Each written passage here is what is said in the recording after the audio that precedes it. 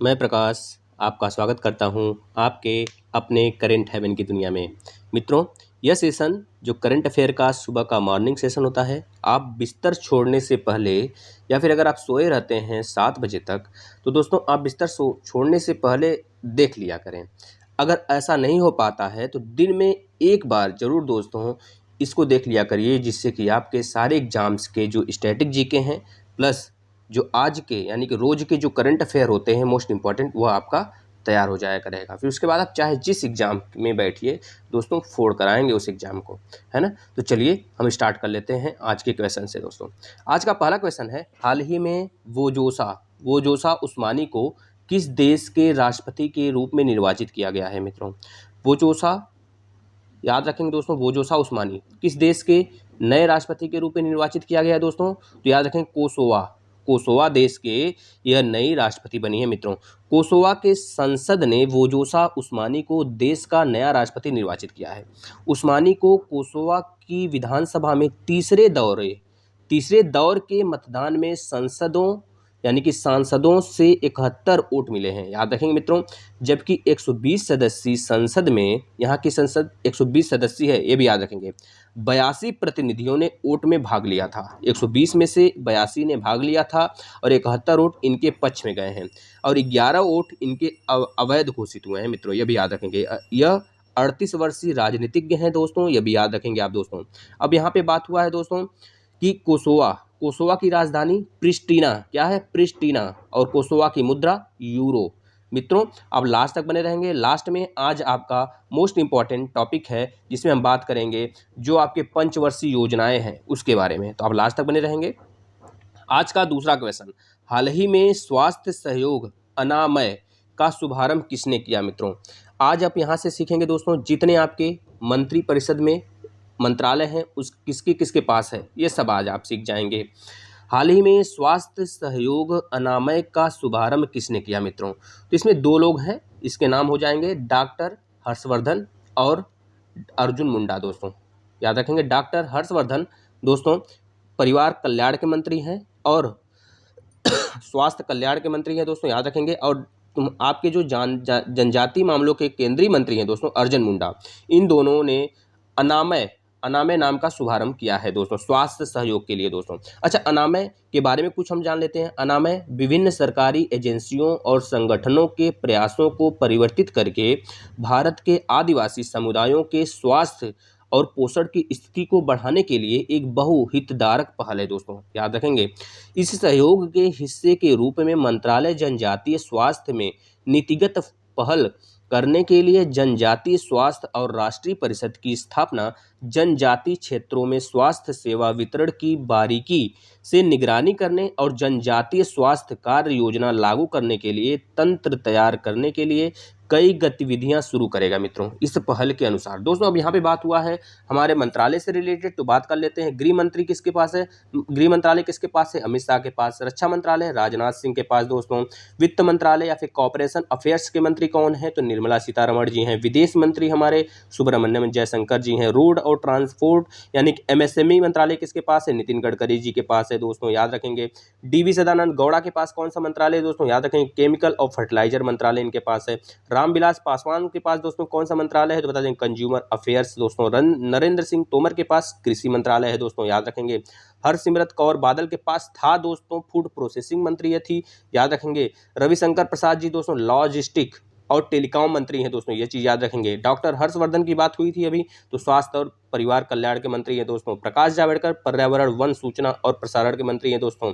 Piyush Goyal rail मंत्री हैं दोस्तों, याद रखेंगे। प्रहलाद जोशी संसदीय कार्य मंत्री, कोयला और खान के मंत्रालय हैं दोस्तों, याद रखेंगे दोस्तों। गिरिराज सिंह दोस्तों डेयरी और फिशरीज के मंत्रालय हैं दोस्तों। हरदीप सिंह पुरी दोस्तों नागरिक और उड्डयन मंत्रालय है इनके पास, याद रखेंगे मित्रों। चलिए नेक्स्ट बात कर लेते हैं, नेक्स्ट क्वेश्चन की। आरबीआई ने किस अवधि तक बढ़ाई राज्य सरकारों या फिर केंद्र शासित प्रदेशों के लिए WMA दोस्तों। अब ये WMA क्या होता है, अब इसके बारे में जानेंगे सॉरी, और यह भी जानेंगे कि यह इसका राइट आंसर क्या होगा दोस्तों। इसका राइट आंसर दोस्तों हो जाने वाला 30 सितंबर 2021 तक। 30 सितंबर 2021 तक आरबीआई यानी कि रिजर्व बैंक ऑफ इंडिया ने दोस्तों बढ़ा दी है WMA सीमा। दोस्तों WMA का मतलब क्या हो जाता है, आपको पता होना चाहिए। WMA का मतलब था वे एंड मीन्स एडवांस, यानी भारतीय रिजर्व बैंक ने श्री सुधीर श्रीवास्तव की अध्यक्षता वाली समिति की संस्तुति के आधार पर राज्य सरकारों या फिर केंद्र शासित प्रदेशों के लिए वे एंड मीन्स एडवांस की सीमा दोस्तों बढ़ाकर कब तक के लिए कर दिया है दोस्तों, 1 अप्रैल 2021 से लेकर 30 सितंबर 2021 तक बढ़ा दिया गया है दोस्तों। यहाँ पे बात हुआ है भारतीय रिजर्व बैंक ऑफ इंडिया की दोस्तों, तो याद रखेंगे भारतीय रिजर्व बैंक ऑफ इंडिया का अधिनियम 1934 में गठित किया गया था और 1 अप्रैल 1935 को दोस्तों 5 करोड़ रुपए की अधिकृत पूंजी के साथ इसकी स्थापना हुई थी। ये चीज़ याद रखेंगे दोस्तों। दोस्तों भारतीय रिजर्व बैंक का जो लोगो होता है उसमें एक आपका बाघ का लीजिए दोस्तों और एक आपका पलाश का वृक्ष होता है मित्रों, इस चीज़ को याद रखिएगा दोस्तों। ऊपर भारतीय रिजर्व बैंक लिखा होता है। भारतीय रिजर्व बैंक के दोस्तों केंद्रीय बोर्ड के अतिरिक्त 4 स्थानीय बोर्ड भी हैं। केंद्रीय बोर्ड मुंबई है, यानी कि रिजर्व बैंक ऑफ इंडिया का मुख्यालय मुंबई है, लेकिन इसके 4 स्थानीय बोर्ड भी हैं दोस्तों, याद रखेंगे। मुंबई, कोलकाता, चेन्नई और नई दिल्ली दोस्तों, ये चीज़ याद रखेंगे। इसका मुख्यालय मुंबई में है, ये चीज़ याद रखेंगे दोस्तों। भारतीय रिजर्व बैंक के कार्य क्या होते हैं दोस्तों, नोट का निर्गमन कराना, सरकारी बैंकर के रूप में कार्य करना और बहुत सारे दोस्तों जैसे कि बैंकों का पापा कहा जाता है इसे, बैंकों के रूप में कार्य कराना, बैंक जितने भी होते हैं उनको बैंक के रूप में कार्य करवाना, विदेशी विनिमय का नियंत्रण करना, साख नियंत्रण करना, आंकड़ों का संकलन तथा प्रकाशन करना, जैसे कि बैंक मुद्रा हो गया, साख बैंकिंग हो गया, विदेशी विनिमय हो गया, उत्पादन मूल्य हो गया, विदेशी व्यापार हो गया, भुगतान शेष हो गया, इन सब का दोस्तों मतलब कि प्रारूप तैयार करना। याद रखेंगे मित्रों, बहुत सारे इसके कार्य होते हैं, जैसे बैंक दर, रेपो दर, रिवर्स रेपो दर, इस सब का मात्रात्मक तरीके से सही संगणना करना दोस्तों, याद रखेंगे। ये सब सारी चीज़ें होती हैं इसके अंदर में। चलते हैं दोस्तों, नेक्स्ट बात कर लेते हैं क्वेश्चन का। वित्तीय समावेशन सूचकांक वार्षिक रूप से जारी करने का निर्णय लिया है दोस्तों। बस वही फिर से बात आ जाती है दोस्तों आरबीआई की। दोस्तों आरबीआई के इस समय गवर्नर कौन है, तो बता देंगे शक्तिकांत दास हैं 25वें नंबर के। आरबीआई का दोस्तों राष्ट्रीयकरण कब हुआ था, 1949 में हुआ था। इतनी बात भी आप यहाँ से याद रखेंगे मित्रों। यह दोस्तों 1 रुपये का नोट छोड़ के और सारी नोटों को जो छपाई होती है हमारा आरबीआई करता है, ये चीज़ याद रखेंगे मित्रों, है ना। चलिए नेक्स्ट क्वेश्चन की बात कर लेते हैं। गीता प्रेस के अध्यक्ष राधेश्याम खेमका का निधन हो गया दोस्तों। यह कौन थे, राधेश्याम खेमका यह कौन थे मित्रों, इनके बारे में आपको बताना है सॉरी, बता देंगे मित्रों। ये एक पत्रकार थे। क्या थे दोस्तों, पत्रकार थे। गीता प्रेस के अध्यक्ष राधेश्याम खेमका का निधन हो गया है। उन्हें सनातन साहित्य को जन जन तक ले जाने का श्रेय दिया जाता है दोस्तों। 38 साल तक खेमका प्रेस में छपी प्रमुख कल्याण पत्रिका के संपादक थे। याद रखेंगे, कल्याण पत्रिका के संपादक रहे हैं दोस्तों। उन्होंने अंतिम बार पत्रिका के अप्रैल 2021 के अंक का संपादन किया है। याद रखेंगे दोस्तों, गीता प्रेस हिंदू धार्मिक ग्रंथों का दुनिया का सबसे बड़ा प्रकाशक यही है दोस्तों, याद रखेंगे, है ना। चलते हैं नेक्स्ट क्वेश्चन। हाल ही में अटल इनोवेशन मिशन के मिशन निदेशक कौन बने हैं दोस्तों, याद रखेंगे। अटल मिशन के मिशन निदेशक कौन बने हैं दोस्तों, इतनी बातें आप यहाँ से बहुत सारी चीज़ें सीखने वाले हैं मित्रों। तो बता देंगे कौन बने हैं दोस्तों, तो बता देंगे इसका राइट आंसर क्या हो जाने वाला है।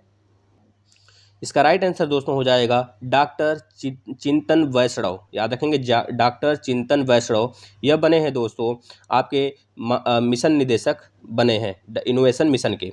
याद रखेंगे दोस्तों, यानी कि AIM दोस्तों, प्रसिद्धिक सामाजिक प्रौद्योगिकी डॉक्टर चिंतन वैष्णव दोस्तों को नीति आयोग के तहत सरकार की प्रमुख पहल अटल इनोवेशन मिशन का निदेशक यानी कि निदेशक नियुक्त किया गया है। वैष्णव इस महीने के अंत में रामनाथ रमनन की जगह लेंगे दोस्तों। रामनाथ रमनन पहले थे, अब इनकी जगह ये ले लेंगे। यह चीज़ याद रखेंगे दोस्तों। अगर यह क्या है AIM यानी कि अटल इनोवेशन मिशन के बारे में थोड़ा जान लेते हैं दोस्तों।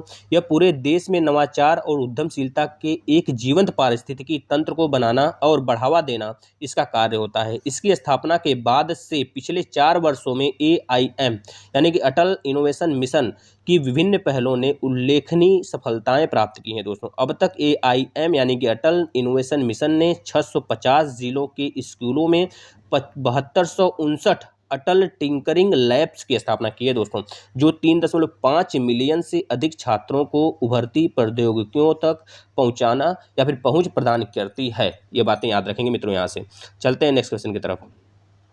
दोस्तों किसे एक्ट एक्सीलरेटर के लिए WHO विशेष दूत नियुक्त किया है मित्रों? तो बता देंगे इसका राइट आंसर हो जाने वाला है कार्ल बिल्ट मित्रों, कार्ल बिल्ट को। WHO का full form World Health Organization, स्थापना दोस्तों 7 अप्रैल 1948 को।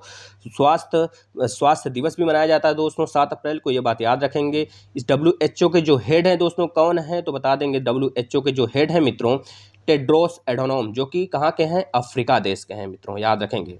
नेक्स्ट चलते हैं। हाल ही में किसने नौसेना के जहाज़ों की सुरक्षा के लिए विकसित की एडवांस चैप टेक्नोलॉजी दोस्तों? इसका जो चैप टेक्नोलॉजी दोस्तों किसने विकसित की है? DRDO ने विकसित की है दोस्तों। अब यहाँ भी बात होती है DRDO के अध्यक्ष जी सतीश रेड्डी, स्थापना 1958, हेडक्वार्टर नई दिल्ली में। और DRDO का मोस्ट इंपॉर्टेंट दोस्तों मोटो क्या है? वलस्य मूलम विज्ञानम। और DRDO का फुल फॉर्म क्या है? Defence Research and Development Organisation. चलते हैं नेक्स्ट क्वेश्चन की तरफ मित्रों। हाल ही में भारत के किस राज्य या फिर केंद्र शासित राज्य में बना दुनिया का सबसे ऊंचा रेलवे आर्क ब्रिज मित्रों? यह क्वेश्चन मोस्ट इंपॉर्टेंट होगा दोस्तों। हाँ दोस्तों, यह पुल कहाँ पे रेलवे आर्क ब्रिज बना है मित्रों? तो बता देंगे इसका राइट आंसर हो जाने वाला है जम्मू कश्मीर में दोस्तों।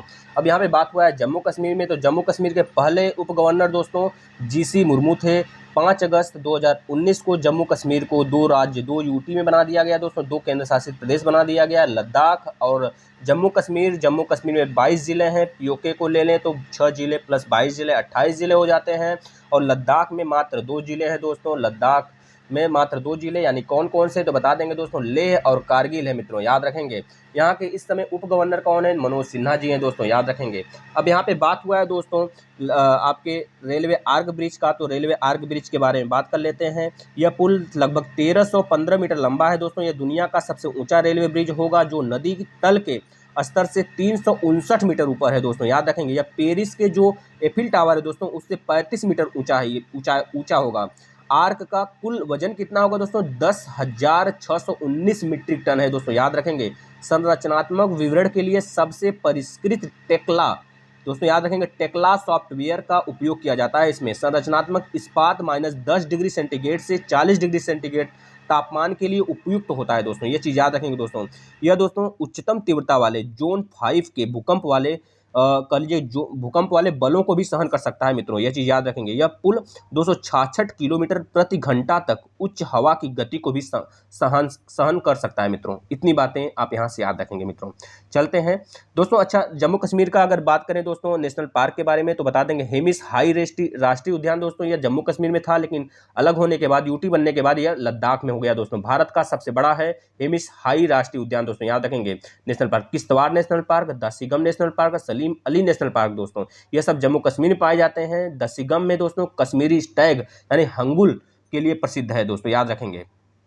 दोस्तों 10वें क्वेश्चन मोस्ट इंपॉर्टेंट होगा। हाल ही में फोर्ब्स की 2021 वार्षिक सूची में अरबपतियों की सूची में लगातार चौथे वर्ष शीर्ष पर बना रहा, कौन बने रहे दोस्तों? तो याद रखेंगे जेफ बेजोस दोस्तों, जेफ बेजोस बने रहे, याद रखेंगे दोस्तों। पहले स्थान पर तो यह रहे, और दूसरे अगर बात करें दूसरे स्थान पर कौन रहा दोस्तों, तो याद रखेंगे दूसरे स्थान पर एलन मस्क, टेस्ला कंपनी के मालिक दोस्तों। चौथे स्थान पर बिल गेट्स, और 5वें पर मार्क जुकरबर्ग दोस्तों, जो कि फेसबुक के संस्थापक हैं। और 8वें पर गूगल के संस्थापक दोस्तों लैरी पेज। दोस्तों भारत की बात करें तो भारत में दोस्तों मंगलवार को फोर्ब्स ने टॉप 10 सबसे अमीर भारतीयों को सूची तैयार की है, जिसमें कि देखा जाए तो मुकेश अंबानी दोस्तों पहले पायदान पर हैं दोस्तों। इनका नेट वर्थ $84.5 बिलियन है दोस्तों, याद रखेंगे। दूसरे स्थान पर गौतम अडानी दोस्तों, इनका नेट वर्थ $50.5 बिलियन है दोस्तों, याद रखेंगे। तीसरे स्थान पर HCL के फाउंडर शिव नादर जी रहे हैं दोस्तों, याद रखेंगे। चलते हैं कल के जो क्वेश्चन है आपका उसके बारे में देख लेते हैं। इसका बहुत सारे बच्चों ने आंसर दिया था दोस्तों। आप क्वेश्चन के बारे में ज़्यादा से ज़्यादा बातें बताने की कोशिश क्या करिए। इसका राइट आंसर बच्चों ने बताया था 58, वही राइट आंसर होगा। चलते हैं आज का क्वेश्चन अपडेट दे दोस्तों। रामकरण वर्मा को किस देश में भारत का राजदूत नियुक्त किया गया है दोस्तों? इसका राइट आंसर आप बता देंगे, और ज़्यादा से ज़्यादा उसके बारे में लिखने की कोशिश क्या करिए दोस्तों। आज का महत्वपूर्ण बिंदु है जो दोस्तों उसके बारे में हम बात करेंगे, पंचवर्षीय योजना।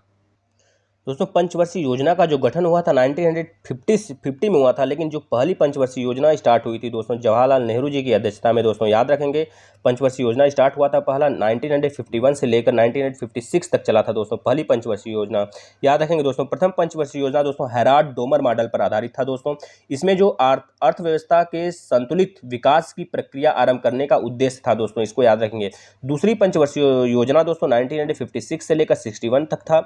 इस योजना के जो कह लीजिए दोस्तों ये किस मॉडल पर आधारित था, तो पीसी महान लोबिस मॉडल पर आधारित था मित्रों, याद रखेंगे। तीसरी पंचवर्षीय योजना दोस्तों 1961 से लेकर 1966 तक चला था। तीसरी के बाद दोस्तों 3 साल का योजना अवकाश आता है। इसके बाद चौथी पंचवर्षीय योजना 1969 से 1974 तक चला था।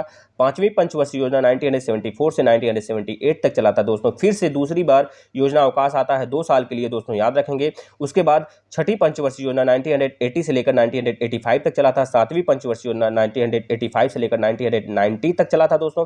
आठवीं पंचवर्षीय योजना 1992 से लेकर 1997 तक चला था मित्रों। नौवीं पंचवर्षीय योजना दोस्तों 1997 से लेकर 2002 तक चला था दोस्तों, याद रखेंगे।